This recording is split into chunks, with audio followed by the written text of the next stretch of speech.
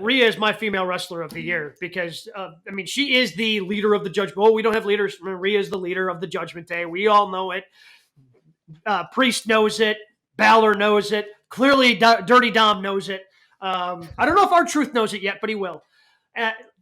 She has just had a tremendous year. The match she had at WrestleMania with Charlotte Flair just kind of really cementing her run that she's on right now with the Judgment Day. Like, this is the potential that I think everybody saw in her a couple of years ago during the pandemic when she wrestled Charlotte Flair originally.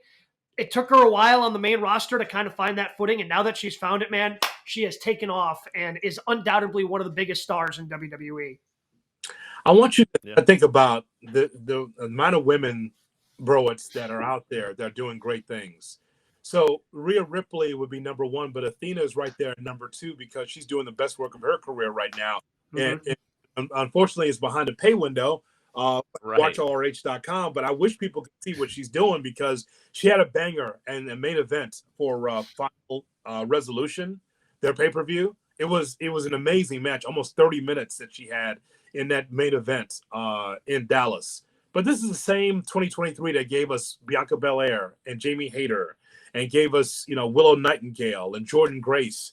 There's plenty and great women's wrestling. But Rhea Ripley, the way she was utilized, the way she's in that Judgment Day, and then she gives you what you want in the ring. She doesn't have a bad match. That's the other thing, too. And they keep her special, too, by the way. It's not like they're dragging her out every week and she's wrestling. You want to see her persona, but when you see her wrestle, you're like leaning in a little bit more because you want to see how good she is. She is that good. Yeah, that's the thing. I think that's why with this category, like, she is so far and above so many other people. Like, you mentioned some of those names. You didn't even mention a Becky Lynch. Yeah. Tiffany Stratton had a big year. You had Trish Stratus going a good run this year. But Rhea is so far away from everyone else. Hell, even a Toni Storm that we talked about. Like, she is doing stuff that we really haven't seen a female wrestler do, especially in the WWE. Like, when we saw it with Bayley, when we saw it with Sasha, it was in NXT. Those two never got this type of moment to shine and be such a main event player on the main roster like Rhea is right now. Yeah, because typically when it's been when any one of those, like if you name any one of the four horsewomen, like it's typically like they did a little thing with Becky and Seth before they even got married, like, oh, this couples thing, but it was really confined just to the women's division. Like any one of that, it was just confined to the women's division. Where Rhea Ripley has broken out and like she's involved in how many storylines to the point where, she's the one that, as they're doing an interview, oh, is that Rhea talking to Drew McIntyre back there? Is that what's going on? Like she crosses through how many storylines does she touch right now on Monday Night Raw? Like she is just everywhere.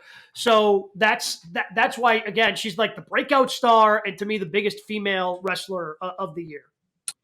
And I think the biggest almost success story of the Triple H era, because I don't see this happening under Vince.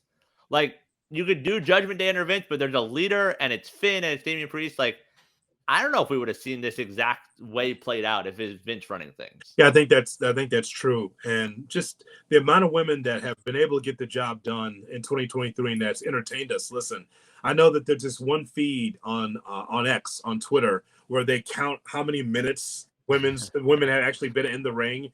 And, more times than not, it's either AEW or WWE. But we got to give some of the women in AEW a lot of credit. Like, Ring of Honor aside with Athena, I was a big fan of what Willow Nightingale did, not only in AEW, but also in New Japan, because she won the championship, even though don't think that was the finish against Mercedes Moné in Long Beach. I don't think that was because it surprised the shit out of Willow. She's just like, she can't go. I'm gonna win this thing. It's gonna piss people off. Oh no! So just that. And Julia Hart Hart, yes, 100%. Not even 25 yet, and she's doing some great work